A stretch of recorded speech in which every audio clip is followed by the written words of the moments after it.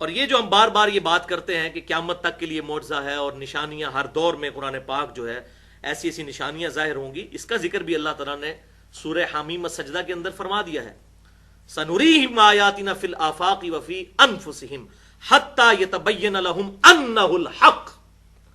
ان قریب ہم ان کافروں کو زمین و آسمان میں اور ان کی جانوں میں ایسی نشانیاں دکھا دیں گے کہ یہ چیخ اٹھیں گے کہ قرآن اللہ کا کلام ہے۔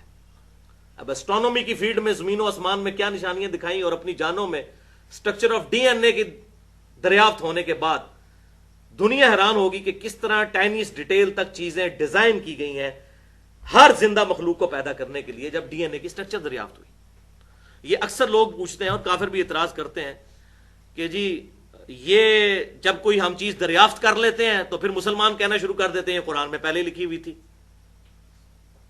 تو اس کا بھی جواب سن لیجئے، اللہ تعالیٰ نے تو کہا ہی پرٹیکولر کافروں کے بارے میں ہے کہ ہم ان کافروں کو ان قریب زمین و آسمان ان کی جانوں میں ایسی نشانیاں دکھائیں گے یہ چیخ اٹھیں گے کہ یہ اللہ کا کلام ہے۔ اگر مسلمانوں نے کی ہوتی تو یہ لوگ ڈاؤٹ فل ہوتے، انہوں نے خود کی ہیں، National Geographic channel, Discovery channel, Animal Planet آپ دیکھ لیں اور چینلز جو ہیں ان کے اندر یہ تمام کی تمام تحقیقات آتی ہیں، تو اب سب مان لیں اس کو۔ بہرحال جو منکرین خدا ہیں ایتھیسٹ، ان کا یہ کہنا ہے کہ یہ ساری ڈسکوریز جو منکرین خدا کرتے ہیں تو یہ بات بالکل غلط ہے۔ دنیا میں 90% سے زیادہ جتنی یہ ایجادات ہوئی ہیں یا ڈسکوریز ہوئی ہیں یا میتھمیٹکس کی فیلڈ میں، فزکس کی فیلڈ میں جو کام ہوئے ہیں یہ مسلمانوں اور کرسچنز کے کیے ہوئے ہیں جو گاڈ کو ماننے والے ہیں،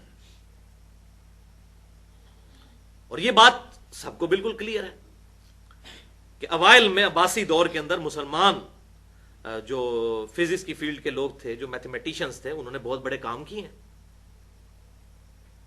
اس زمانے میں آج سے تقریباً 1000 سال پہلے مسلمانوں نے زمین کا جو سرکمفرنس کیلکولیٹ کیا تھا 24,000 نوٹیکل مائلز، جو عربک میل ہے۔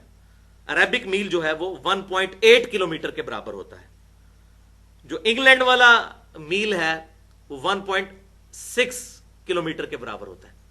تو 1.8 کلومیٹر عربی میل ہوتا ہے۔ یہ میل کا لفظ بھی عربی سے آیا ہے، انگلش میں آگے مائل بن گیا، بخاری اور مسلم میں میل کا لفظ موجود ہے۔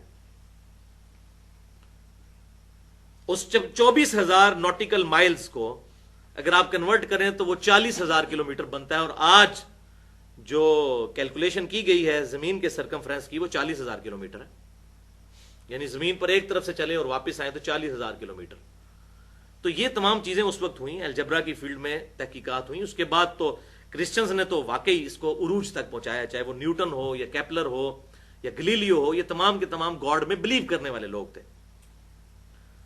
تو لہٰذا سائنس کے بارے میں میرا پوائنٹ آف ویو یہ ہے کہ سائنس پوری دنیا کے انسانوں کا کامن مذہب ہے، دین کی بات نہیں کر رہا، دین تو اسلام ہے۔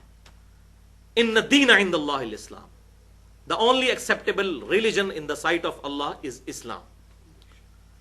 لیکن اسکول آف تھاٹ تمام ریلیجنز کا کامن جو ہے وہ ہے سائنس، چاہے کوئی مسلمان ہے، چاہے کوئی یہودی ہے، چاہے کوئی ہندو ہے، چاہے کوئی بدھسٹ ہے، چاہے کوئی سکھ ہے، کوئی بھی ہے، تمام دنیا کے ریلیجن انکلوڈنگ مسلمز،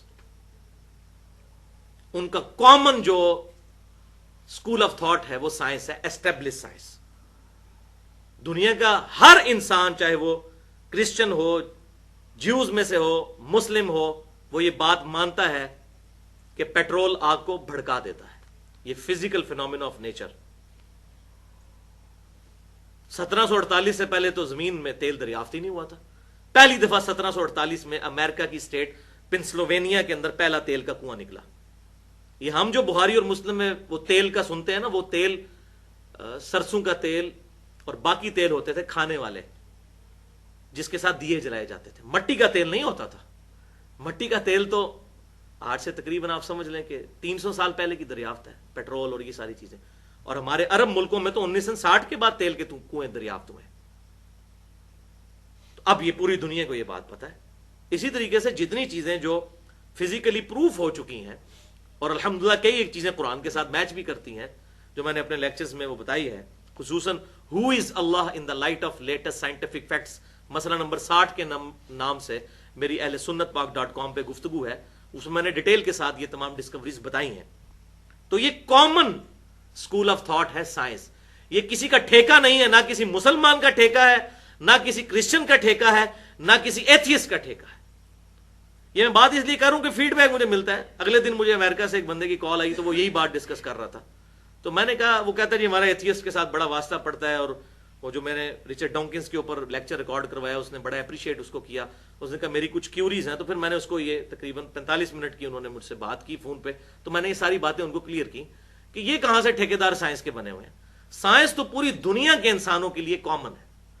قرآن پاک میں اللہ تعالیٰ نے سورۃ البقرہ میں ابراہیم علیہ السلام کا جو واقعہ نقل کیا ہے جس پہ کافر بادشاہ کو انہوں نے خاموش کروا دیا، وہ فزیکل فینومینا آف نیچر تھا کہ میرا رب وہ ہے جو مشرق سے سورج نکالتا ہے، اگر تو رب ہے تو مغرب سے نکال کے دکھا ود ریفرنس ٹو زمین.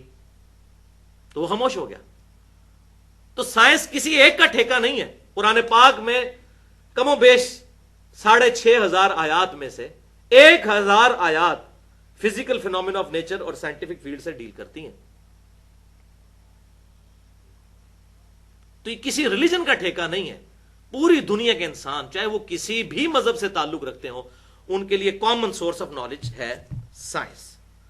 لہذا یہ ساری کی ساری باتیں میں نے کلیئر کر دیں. اگلے انبیاء اکرام علیہ السلام کا معجزہ ٹینجیبل فارم میں فزیکل فینومینا آف نیچر کو توڑنے والا ہوتا تھا، لیکن وہ ان کے زمانے کے لیے معجزہ تھا. اور آپ صلی اللہ علیہ وسلم کا معجزہ القرآن ہے.